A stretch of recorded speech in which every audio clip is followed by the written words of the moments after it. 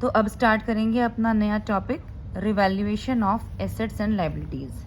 देखो बेटा, इस टॉपिक में क्या होता है कि सपोज करो कि A B C equal partner थे, यानी वो एसेट्स का बेनिफिट भी इक्वल लेंगे और लायबिलिटीज़ का पेमेंट भी इक्वल लेंगे। फिर ये हुआ कि उन्होंने रेशो चेंज किया और रेशो चेंज करने में ऐसा हुआ कि ए को ज़्यादा बेनिफिट हो रहा है और बी को लेसर बेनिफिट हो रहा है। तो इस सिचुएशन में वो ये डिसाइड करते हैं कि सारे एसेट्स और लायबिलिटीज़ को हम रीवैल्यू करेंगे और जो भी चेंज होगा उससे जो प्रॉफिट एंड लॉस होगा उसे ओल्ड पार्टनर्स ओल्ड रेशियो में डिस्ट्रीब्यूट कर लेते हैं। अब देखो, प्रॉफिट कब होता है? जब अगर हमारा एसेट्स इंक्रीज होगा तो हमें प्रॉफिट होगा और लायबिलिटी हमारी डिक्रीज होगी तो प्रॉफिट होगा। लॉस कब होगा? अगर हमारा एसेट डिक्रीज होगा और लायबिलिटी इंक्रीज होगी तब हमें लॉस होगा। तो इस सिनेरियो में we have to maintain a nominal account, जिसको हम रिवैल्यूएशन अकाउंट बोलते हैं। तो इस अकाउंट में हमें सारे एक्सपेंसेस और लॉसेस डेबिट करने हैं और सारे गेन्स और इनकम्स क्रेडिट करने हैं। तो देखो बेटा, रिवैल्यूएशन अकाउंट अगर हम बनाएंगे ना तो ये है हमारा पर्टिकुलर्स अमाउंट। तो डेबिट और क्रेडिट साइड है, तो इस साइड में सारे लॉसेस आते हैं और इस साइड में सारे प्रॉफिट आते हैं। जैसे कि सपोज अगर कोई हमारा एसेट इंक्रीज हो रहा है तो बाय इंक्रीज इन एसेट्स, और अगर मान लीजिए कोई लायबिलिटी हमारी डिक्रीज हो रही है तो बाय डिक्रीज इन लायबिलिटी।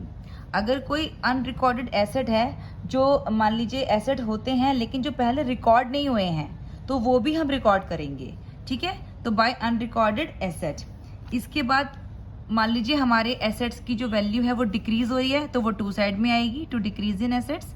अगर लायबिलिटी हमारी इंक्रीज हो रही है टू इंक्रीज इन लायबिलिटी। और अगर कोई अनरिकॉर्डेड लायबिलिटी है जो कि पहले रिकॉर्ड नहीं हुई है उसको भी हम रिकॉर्ड करेंगे।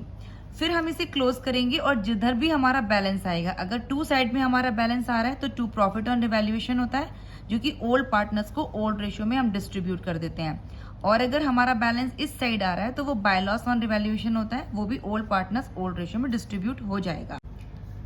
अब ये जो बैलेंस आया है ना हमारा, ये हमारा पार्टनर्स कैपिटल अकाउंट में बाय प्रॉफिट ऑन रिवैल्यूएशन जाता है, और ये जो हमारा बैलेंस आया है ये पार्टनर्स कैपिटल अकाउंट में to loss on revaluation account जाता है।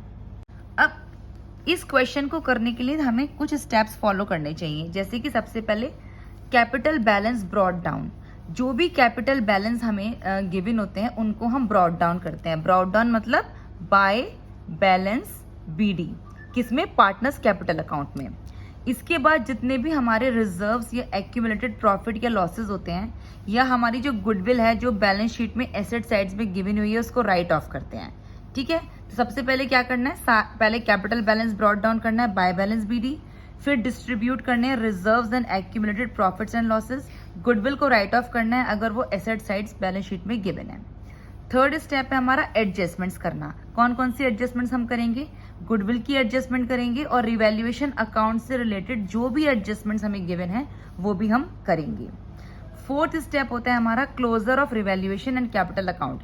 हम रिवैल्यूएशन अकाउंट क्लोज करेंगे और जो भी हमारा बैलेंस आएगा टू प्रॉफिट या बाय लॉस वो हम कैपिटल अकाउंट में ट्रांसफर करेंगे, पार्टनर्स कैपिटल अकाउंट में। फिर पार्टनर्स कैपिटल अकाउंट क्लोज करेंगे और टू बैलेंस सीडी निकालेंगे।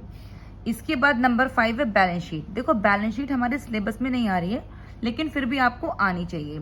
तो बैलेंस शीट में क्या होगा कि जो भी रिवैल्यूएशन अकाउंट में हमारे एसेट्स इंक्रीज वैल्यू में आए थे उनको हम प्लस करके एसेट साइड्स में लिखेंगे बैलेंस शीट में, और अगर एसेट्स की वैल्यू डिक्रीज हुई है रिवैल्यूएशन अकाउंट में तो वो माइनस करके आएगी बैलेंस शीट में एसेट साइड में।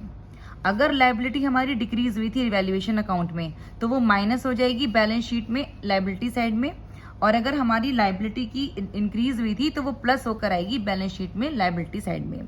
इसके अलावा अगर क्वेश्चन में जो बैलेंस शीट गिवन है उसमें कुछ ऐसे आइटम्स हैं जिसपे कोई एडजस्टमेंट नहीं है, उनको हम एज इट इज कॉपी कर देंगे और अपनी बैलेंस शीट को हम क्लोज करेंगे।